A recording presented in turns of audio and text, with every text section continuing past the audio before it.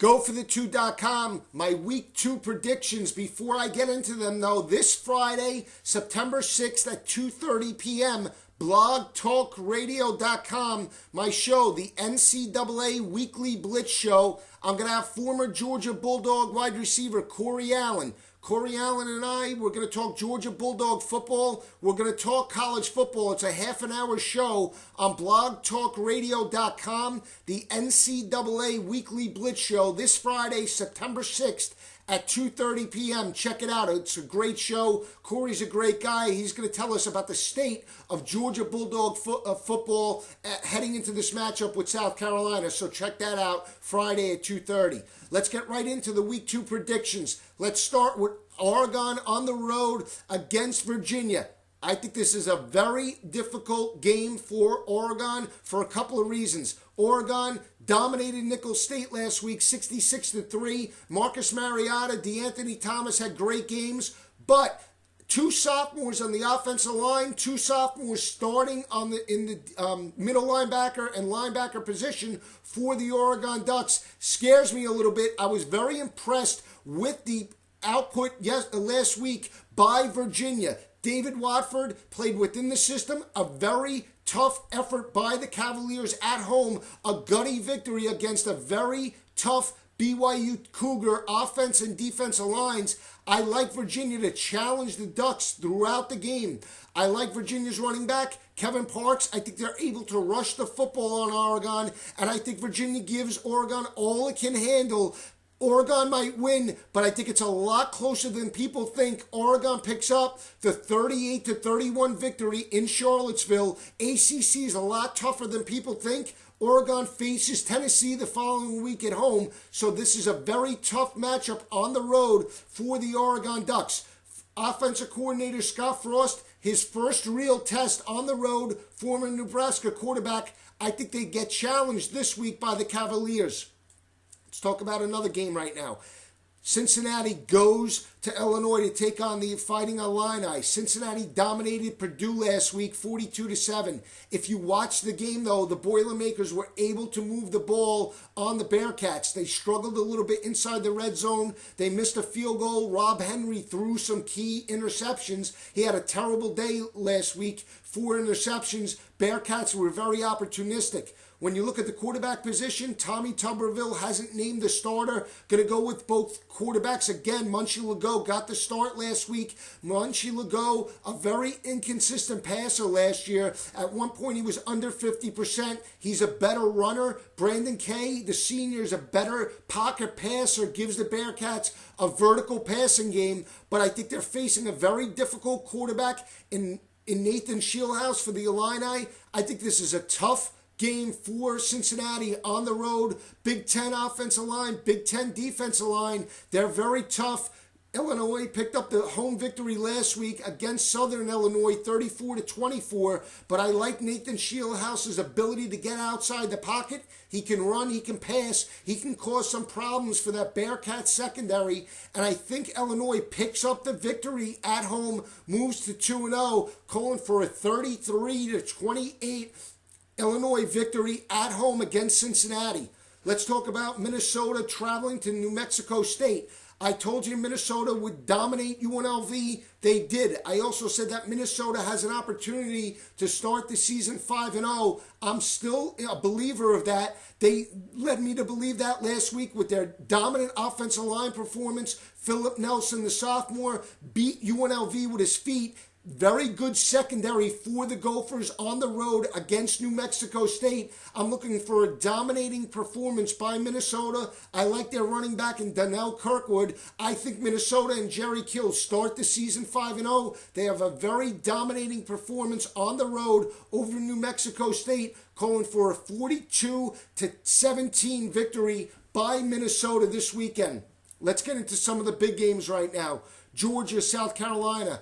Georgia coming off a crushing defeat to Clemson last week, 38-35. We know Georgia lost 8 starters on defense. Those young players got experience, did not play that bad. Aaron Murray didn't step up, threw a key interception in the second half. They couldn't pull it out. Georgia's limping into this ball game without Malcolm Mitchell, their big play wide receiver. But when you look at the South Carolina defense, they struggled a little bit last week in their victory against North Carolina. The up-tempo by North Carolina created some problems for the defensive front, Jadeveon Clowney, and the rest of the front four for South Carolina. They gave up a ton of yards in the third quarter rushing the football. I think Georgia's built to run up-tempo on South Carolina. I don't think Georgia comes into this ball game looking to pound the football with Todd Gurley and Keith Marshall. I think they look to run up-tempo, keep South Carolina on its heels. I know South Carolina dominated last year 35-7.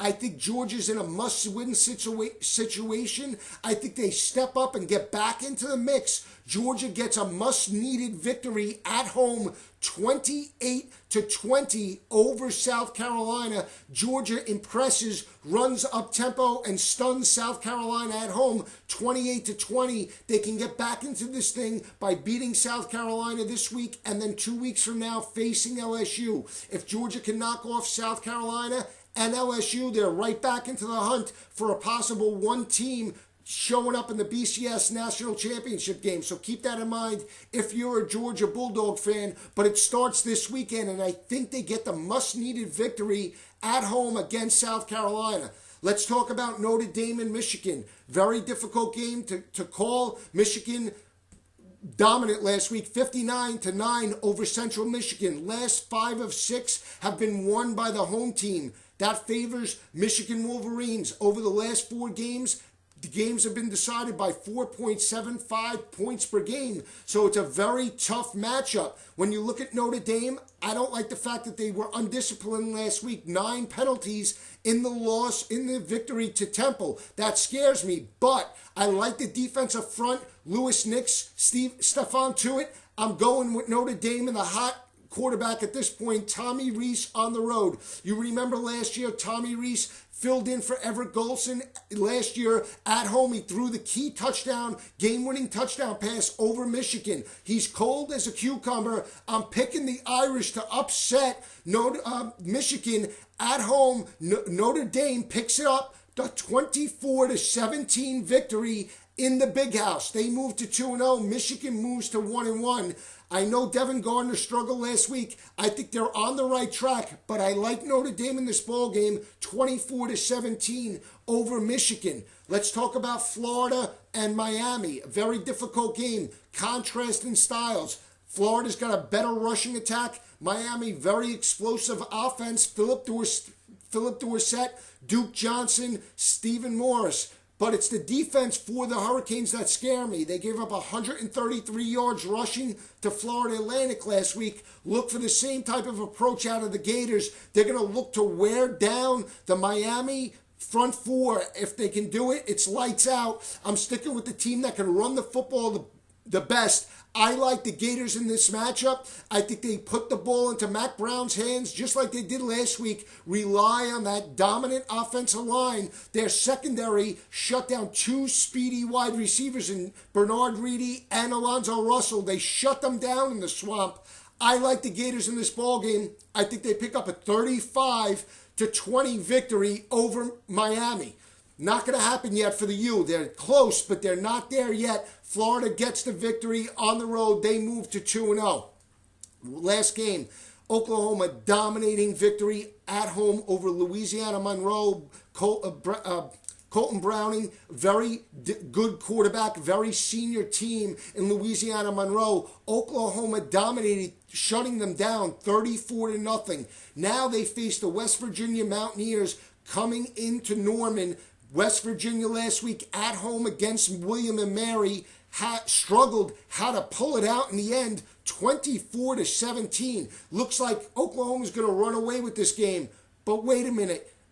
Could they have been looking ahead, West Virginia? Could they have been looking ahead to the Oklahoma Sooners? This game last year, 49-48, very close game. Dana Holgerson, very offensive-minded coach. Did he hold a little back in the game against William and Mary? We're going to have to see.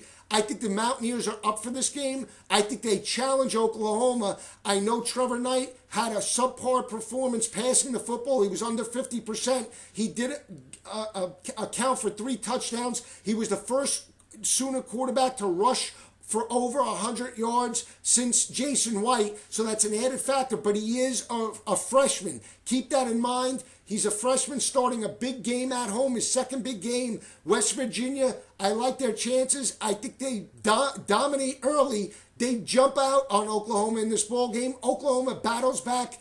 Oklahoma wins this ball game very, very close.